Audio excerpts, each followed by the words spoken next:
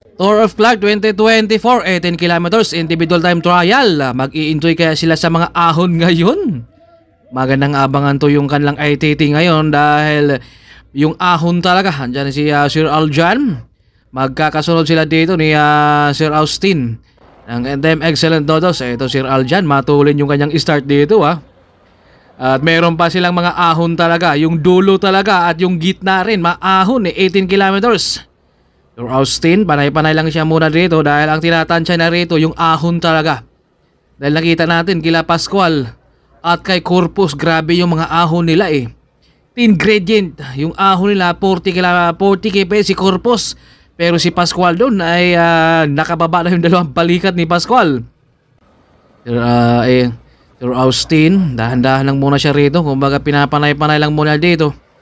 Dahil hindi mo rin ito pwedeng bibiglain Dahil kapag natanaw mo yung ahon talaga parang mawawalan ka ng pag-asa. Siguro kung si White Mix yan, baka susuko na naman siya dito dahil matatanaw mo yung ahonin mo pa Ito Sir Austin, ito matulin pa dito Sir Austin. Kailangan dito sa gitna at saka dulo ay hindi talaga babagal dahil ito yung pinakamahirap din. Dahil oras ang kalaban mo dito at saka speed mo.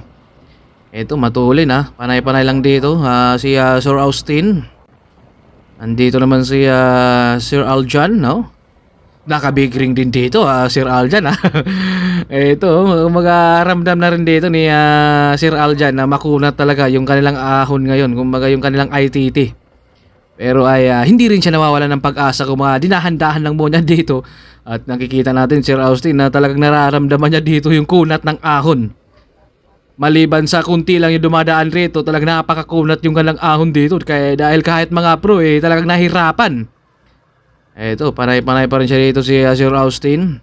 At maraming salamat din kay Sir Alex Villan, Time Excellent Dodols, Sir Manny, si Raya, sa lahat ng buong Time Excellent Dodols. Maraming salamat sa inyong sulit yung support nyo sa akin, kay White Mix Moto Vlog. At pakipalo rin ang ating Facebook page, White Mix Moto Vlog. Ito yung gear ni Sir Austin Kunat, nandito naman si John Dale ng Green Planet. Ito, malakas umahon to. Sumisigaw na siya dito na guraw. Ito na Sir Austin, dahan-dahan lang muna siya dito dahil matatanaw mo yung kabilang dulo talaga, yung kabilang ahonin mo. Kaya parang mahirap din dahil natatanaw mo. Maliban na lang sana kung hindi mo makikita yung kasunod na ahon. Ito kasi makikita mo kaya parang maiilang ka rin ito ramdam na dito ni Sir Austin na makunat talaga yung ahon. Dahil kahit mga ensayado nahihirapan din sila sila Pascual. Bumaba yung dalawang balikat ni Pascual. Kung noon ay isa lang, dalawang balikat na binaba ni Pascual. Pero si Corpus, grabe yung ahon niya ang tulin, umabot siya ng 45 Matindi talaga. Ito, panay-panay lang muna dito si Sir Austin. Kasama naman natin si Kuya Joel Balocos. Hindi mo pwedeng bibiglayin to dahil hindi ka makaahon nito sa gitna. Kailangan dahan-dahanin mo talaga. Diyan naman si Roy, ang Team NN. Dahil nandito rin si Sir Boy. Nandito sila Coach Delosa, nandito rin Kumbaga hindi natin makuhanan yung iba dahil wala tayong lusutan dyan sa kabilang kanto Walang U-turn slot. Kaya mahirap tumawid. Ito, sa lusong, matulin sa lusong Nakaka-recover naman sila sa lusong, matulin 87 dito sa lusong. Bike yan, pero 87 kps lusong nakakabawi naman sila dito sa lusong. Yun nga lang, marami yung ahon. Kaya mabigat ito. Ahon na naman. Makikita mo yung ahon talaga na yung kabilang ahonin mo matatanaw mo pa, kaya parang mahirap talaga.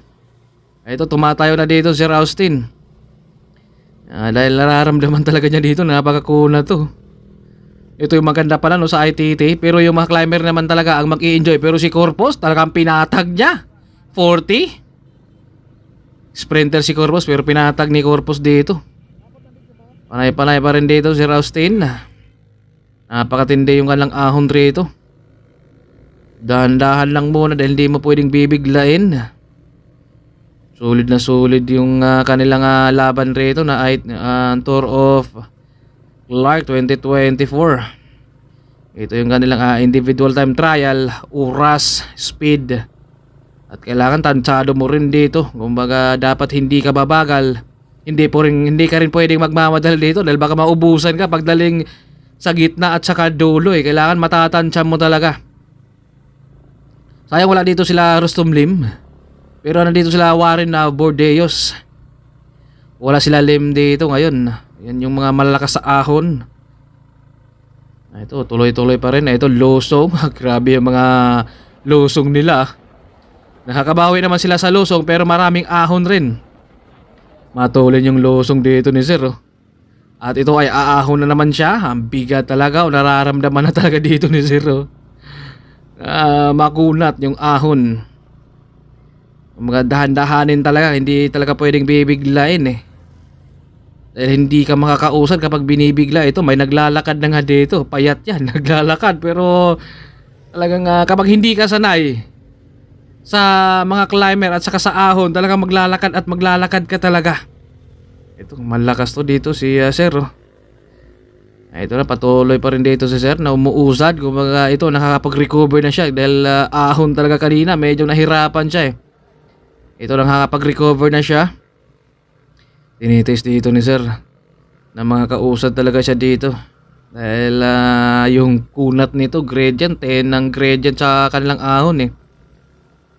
Mabigat talaga to. Hindi mo pwedeng basta-basta ka lang sisipa dito. Kailangan mo tatansya mo yung sa cambio talaga, sa gear mo na gamit, para hindi ka madudrugi ka agad. Siguro yung mga malalakas dito, yung mga pro ay maning-mani lang yun nila. Pero si Pascual amidalo talaga siya na nahihirapan siya dun sa kanilang ahon rin. Pero si Corpus talagang pinatag to Walang kahirap-hirap ni Corpus. Pinatag ni Corpus yung kanilang ahon rito. Ito malapit na sa finish line at dito ay nakapag-recover na dito si Sir Austin. Titiis na lang talagang kailangan na dito. Lahat to sila ay ahon talaga ang pinaghahandaan nila dito sa kanilang ITT Tour of Clark 2024. Grabe yung ahon talaga nila kanina. Solid na solid. Talaga ito yung maganda sa ITT. No? Mata-challenge ka talaga dito kung paano ka talaga lumalaban sa ahon at pumapadyak rin. Ito yung kanilang finish line. Congrats sa lahat ng mga nananalo rito. Congrats sa lahat ng mga naglaro rito. Grabe yung ahon nila. Matindi talaga. 18 kilometers pero napaka-tinik naman yung ahon.